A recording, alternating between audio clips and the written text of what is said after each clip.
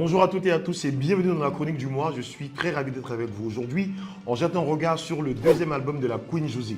Un opus placé sous le signe de la maturité où l'artiste a exploré différents genres musicaux, toute une mosaïque de couleurs. Vibration universelle, c'est le titre de cet opus, est un voyage musical qui la repositionne dans le paradigme musical africain et qui la réconcilie avec sa fanbase. Afro-urbain, rumba décalé, trash talk, amapiano, on redécouvre une Josée féministe, intimiste et très offensive. On en parle avec recul quelques mois après sa sortie et c'est dans vive critique. 13 titres, c'est 4 de moins que le précédent cocktail sorti il y a 3 ans. Phoenix, son dernier EP, sorti en 2022, avait connu un succès d'estime, certes, mais un peu en deçà de la grosse attente. Parlons maintenant de la tracklist. Tout d'abord, mes coups de cœur. Décrocher la lune est sans doute le titre le plus intime de l'album. Empreint de mélancolie, c'est une ode à l'amour résilient envers et contre tous. L'exaltation d'un amour sans concession, dépouillé de tout équivoque. Le tout sous une sorte de ballade afro, rythmée, qui peint un tableau à la fois idyllique et mélancolique. Il porte le doigté de Che on the Beat, un beatmaker ivoirien très en vogue du côté de Paname, qui a travaillé entre autres avec Kendi Girac, Yemi Alade, Tiken Jah Fakoly, Sidiki Diabaté, Viviane Chidid, pour ne citer que ceux-là. Et d'ailleurs, il a réalisé une bonne partie des chansons de cet album, comme le prochain coup de cœur. Soyons fous, c'est l'instant zouk où la candeur de la voix de Josée titille nos émotions. Le moment où les regards s'entremêlent, les cœurs battent la chamade au rythme d'un collet serré à la fois sensuel et langoureux. Ah, que c'est beau l'amour. À n'en point douter, c'est mon gros coup de cœur de cet album car il nous réconcilie avec le bon vieux zouk des années 90 d'Edith Lefel, Marie-Zoé Gibon, Tania Simba, les gens passent. Et aussi parce que à la fin de la chanson, il y a cette saveur compas façon Karimi, c'est simplement savoureux. Mention spéciale à Marie-Jo qui s'est sublimée dans ce feat avec toute la grâce de sa voix cristalline. Elle y a apporté une touche rafraîchissante. Je la redécouvre à travers ce titre et je vous la recommande vivement. Mon troisième coup de cœur, c'est Double Jeu. On connaissait déjà le goût prononcé pour la rumba congolaise de Josée, mais elle nous livre à travers cette interprétation, elle nous donne en tout cas la pleine confirmation à travers ce titre. L'intention est une rumba édulcorée aux influences très urbaines, avec une guitare jouée en arpège qui porte la chanteuse dans un registre musical et vocal plus velouté. Voilà, sa voix de contralto en tout cas lui permet en tout cas de pouvoir donner la plénitude de ce qu'elle sait faire. Avec un phrasé certes francophone, mais aux accents lingala. J'aurais humblement recommandé un feat avec NASA sur ce titre, car il explore à souhait l'univers du franco-congolais. Cette espèce de légèreté avec ce zeste d'humour, qui plus est quand le thème s'y prête, comme c'est ici le cas. C'est une histoire d'amour aveugle, quasi à sens unique d'un homme, pour une femme qui suscite les railleries. Ce duo aurait superbement marché. Josée reste crédible sur ce genre de morceau parce qu'elle détient les codes du registre Ndoulé, le registre de Kin quoi. Depuis Robert Levy provincial jusqu'à Ferregola, elle a toujours fait montre en tout cas de sa grande maestria quand on parle de rumba. Chapeau sur ce titre. Mon prochain coup de cœur, c'est Sabou. À l'instar des classiques comme Iwasado et Atula de Nayan Kabel, la chanteuse sort de sa zone de confort, c'est ce qu'on peut dire, pour décliner sa palette vocale.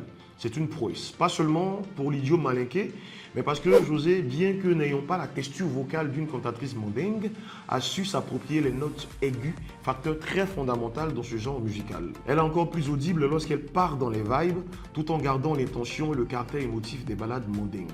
Sa performance vocale a été à la hauteur du défi. C'est une très belle chanson écrite par Alassane Soumano qui avait déjà écrit la belle chanson Nayuma qui était sortie en 2018 que Josée avait magistralement interprétée.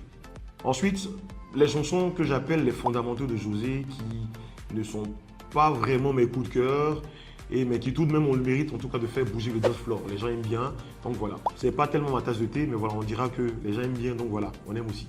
Démarrage fit plutôt bien avec le rappeur francophone du moment, très en vogue, Didi B.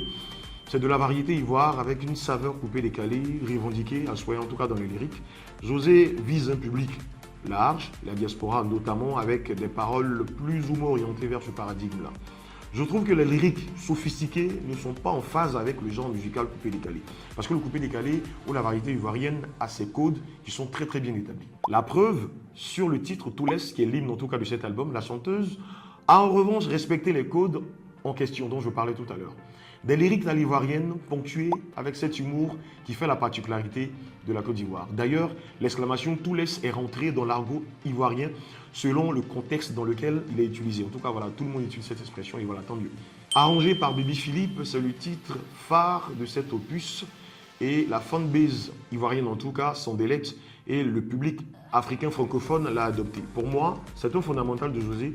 C'est voilà, c'est basique quoi. Independent Woman, non, c'est pas le titre de la chanson, en tout cas, c'est pas la chanson culte des Destiny Childs, bien que traitant de la même thématique, qui plus est à l'époque du MeToo, hein, voilà, comme vous savez, où la parole et le combat féministe a décuplé. Le sujet est assez épineux avec des contradictions civilisationnelles et sociétales qui engendre beaucoup de débats. Toujours est-il que la chanteuse fait le choix d'en parler dans une posture assez partiale, je conviens, bien évidemment, mais avec pour mérite de susciter le débat. Voilà. Musicalement, c'est la tendance de ces dernières années, la main piano. L'artiste utilise intelligemment la forme saccadée dans ce chant et sa voix contralto colle parfaitement avec le style Deep House de ce genre musical né en Afrique du Sud au milieu des années 2010. Et ensuite, Deux Capis, C'est mon année, On est là. Ce sont les titres de l'album que je trouvais moyen. Le premier en feat avec Hiro, un genre de sébène coupé décalé où José fait encore du José. Et Hiro plus prévisible que jamais. Même registre, même vibe. Il ne sort jamais de sa zone de confort et il ne se met jamais en danger. Du déjà vu, c'est une chanson bon, bof. Le second est assez insipide. I Lost B ne fait pas beaucoup d'efforts en termes de lyrique et je trouve que ses lyriques sont assez puériles du reste. Beaucoup d'ego trip et de mélange de genres. Pareil que le précédent, en termes de musicalité, c'est encore du Seben, quoi. Voilà. Perso, j'ai pas kiffé. Ensuite, On est là. Influence Mbalax, rap décalé et surtout cette partie rap français de Shanli que je ne trouve pas du tout crédible. C'est comme si Aya Nakamura s'essayait au Bikuti. Le Verlan 2.0 a ses codes, a son caractère et ses mimiques qui ne s'improvisent pas le temps d'un feat. Aoussé, belle initiative, c'est toujours un kiff d'écouter les chansons dans nos langues africaines et l'intention doit être renouvelée sur chaque album. Mais oui, on a fait en tout cas son show gras dans tous ses albums. Mais oui, le parfait exemple. Cela revêt d'une dimension culturelle et pédagogique. Chanter en langue ne devrait pas être perçu comme voilà, moins fun, accessoire. Bien au contraire, c'est notre africanité qui s'exprime et j'ai vraiment aimé la symbolique que José a voulu traduire à travers cette chanson. Et pour finir, le titre écrit par l'un des meilleurs ghostwriters de la génération, Prométhée du groupe Zoulou ivoirien Révolution. Comme très souvent, l'artiste réserve une chanson punchline pour ses détracteurs.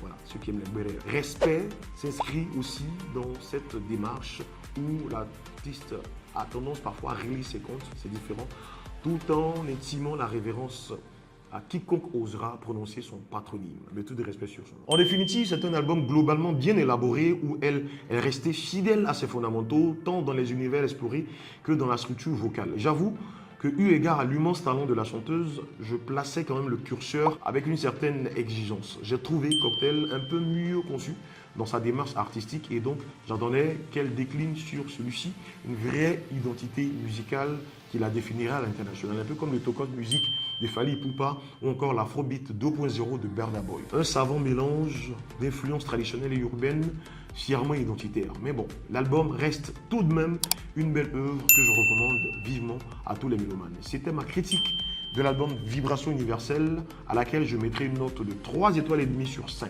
Donnez vos avis sur l'album dans les commentaires et activez la cloche en dessous de la vidéo. A bientôt et restez vifs.